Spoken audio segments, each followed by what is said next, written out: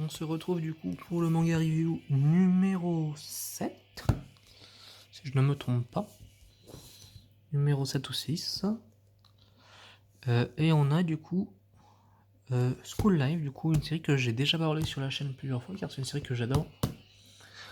Du coup c'est une série qui a actuellement 4 tomes chez nous en France, car là c'est un tome anglais, et qui se finit justement comme vous pouvez le voir au tome 12, donc là ça sera le tome final qu'on aura chez nous. Donc qui est sorti chez Meian, et il y a aussi du coup un tome que les Anglais ont, mais que je pense que nous on n'aura pas, car chez Meian généralement ils ne font pas de tomes des side stories etc comme ça, mais qui est normalement un tome qui se passe après la fin de l'histoire du coup qu'on a du tome 12 chez nous, enfin qu'on l'aura chez nous. Pour le moment on a que les 4 premiers et les 5 et 6 qui ont déjà une date de sortie. Donc on peut voir déjà un peu avec la petite feuille, je sais plus comment on appelle ça, qui est devant. Donc hop là, vous pouvez un peu lire en même temps l'arrière. Donc là on aura les personnages principaux de l'histoire. Donc on aura Yuki, Yuri, Megumi et Kurumi, tous finis en I. Donc School Live, c'est quoi? Ça va être une histoire du coup où on va voir ce personnage principal là qui va être Yuki. Enfin les 4, oui c'est ça.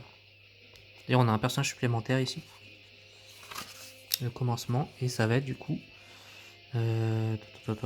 normalement c'était écrit derrière. Voilà, c'est ça. Survivre à une apocalypse de zombies. Ils l'ont quand même bien écrit. Donc au départ, on va voir le point de vue de Yuki, etc. etc. Donc là, elle est toute heureuse, etc. parce qu'elle aime l'école, etc. etc. Mais après quelques pages, du coup c'est un tranche de vie celui-là, et vie à l'école. Donc là, tout, etc. etc. Là, on est encore avec Yuki.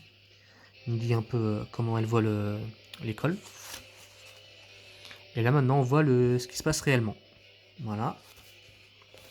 Karyuki est du coup un personnage dans l'histoire qui a, comme on l'a vu tout à l'heure, il y a une apocalypse zombie.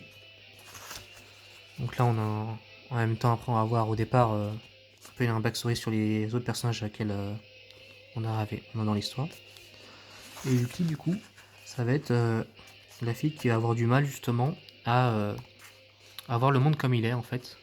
Comme elle va être traumatisée en fait par les événements, et du coup pour elle, elle fait comme du coup si il n'y a jamais eu d'apocalypse de zombies. Du coup de son point de vue, tout va bien. Et elle fait juste sa vie à l'école normale. Donc là on a Kurumi, du coup élève de la classe qui va être un peu la leaduse quand il s'agit de devoir agir avec force.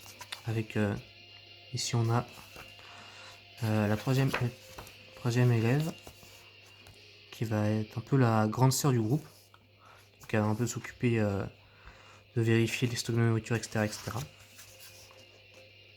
Voilà, donc là on a un peu le trauma qu'a vécu Kurumi. Hop. Donc là ils ont dû partir à mon avis chercher la nourriture au sein de l'école. Et du coup c'est une école qui est justement extrêmement préparée justement à devoir rester confinés. Qu'en fait du coup ils étaient confinés au toit, et puis du coup ils ont... donc là c'est un peu dans le passé, c'est pas vraiment expliqué.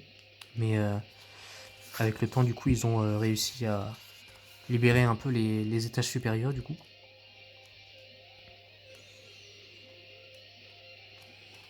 Hop.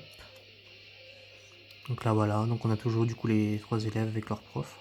Et là du coup on a un autre personnage qui, je sais pas si vous l'avez vu, était sur la première page de l'histoire là.